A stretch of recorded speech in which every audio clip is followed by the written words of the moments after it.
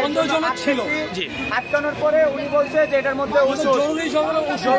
গাড়িতে কি লেখা ছিল? গাড়ির মধ্যে কি লেখা? জরুরি ওষুধ সরবরাহ লেখা ছিল। তো আমার সন্দেহ হয় ও গিয়ে লাইসেন্স চেক করে, আমার লাইসেন্স ঠিক আছে, আমরা এটা চেক করতে চাই, বাট উনি চেক করতে দিবে না। তখন দিবে না, উনি বলতেছে যে এটার মধ্যে ঘর বাড়ি চেঞ্জ করার জন্য কিছু দ্রব্যাদি আছে। প্রথমে যখন আমরা জিজ্ঞেস করছিলাম যে এটার ভিতরে কি আছে,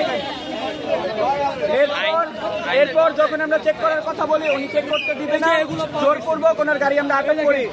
যখন চেক করতে যাই তখন দেখি আমরা সব রাষ্ট্রীয় সম্পদ, এই দেখেন অ্যান্টনি জেনারেলের, আওয়ামী লীগের এইসব জিনিস ওনারা এক জায়গা থেকে আরেক জায়গায় স্থানান্তর করছিল বা পাচার করছিল, এরকম কিছু। তো উনি আমাদের ভুল তথ্য দিতেছিল। আচ্ছা, আপনারা কি ড্রাইভারকে আটক করেছেন? ড্রাইভারকে আটক করে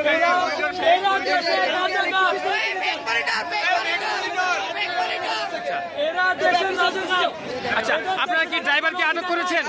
ড্রাইভার কোথায় আছে? আপনি কি এই গাড়ির ড্রাইভার ছিলেন? আচ্ছা, এখানে কি হয়েছে বলুন তো? এগুলো কার মালামাল? কার বাসা এটা? কার বাসা?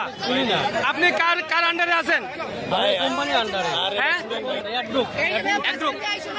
এই যে আপনি এই গাড়িতে এই মালগুলো ঢুকাইছেন, কে অনুমতি দিচ্ছে? কে ঢুকাইছে? হ্যাঁ, আচ্ছা আচ্ছা, কে উঠাইছে? নাম কি তার? আপনাকে যে কে উঠাইছে আপনার নাম কি? আপনি যে এই মালগুলো উঠাইছেন সে তার নাম কি?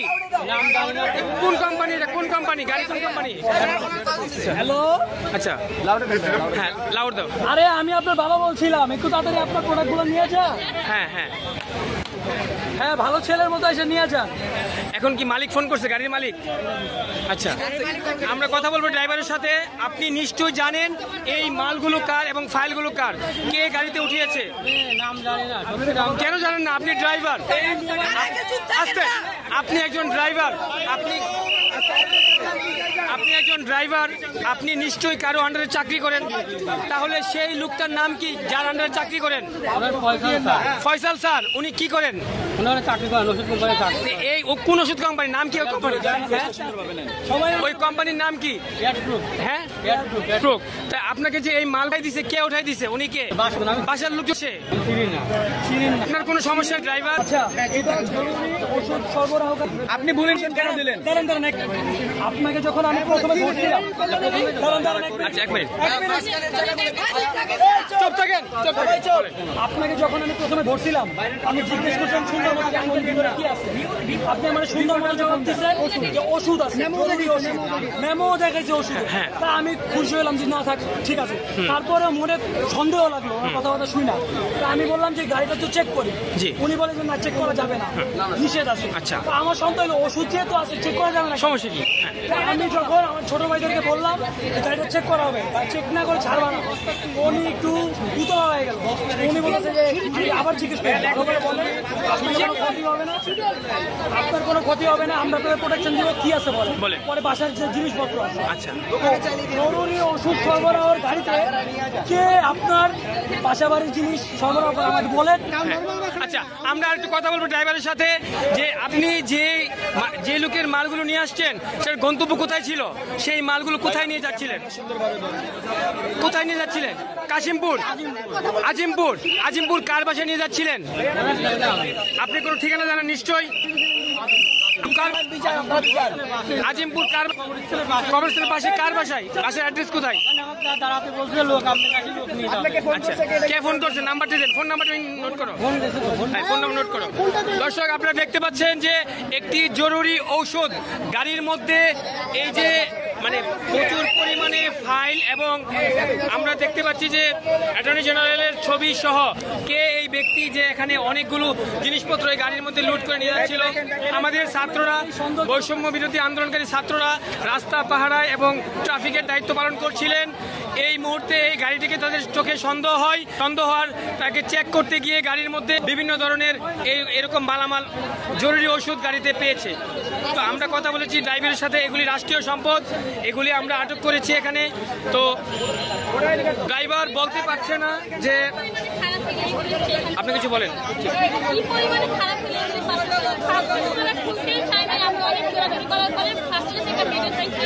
এরপরে যখন ওনারা হচ্ছে ভয় পেয়ে গেছে।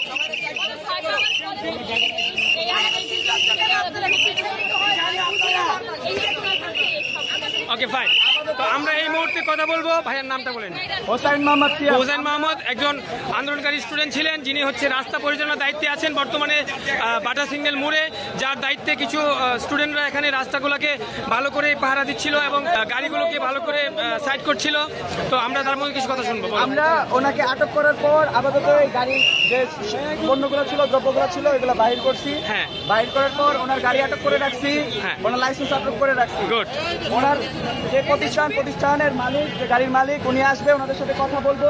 জি। গাড়ি পুরোটা চেক করার পরে আমরা আইন শৃঙ্খলা বাহিনীর হাতে ওনাদের তুলে দিন। হস্তান্তর করে দিই। তো ধন্যবাদ সবাইকে। আমরা দেখতে পাচ্ছি যে এখানে যে গাড়িটি আটক হয়েছে, এখন যেই পরিমাণ মানুষ এখানে আসছে এবং বিভিন্ন ধরনের যে সরকারি ডকুমেন্ট সব কিছু সরকারি ডকুমেন্টস আমরা দেখতে পাচ্ছি।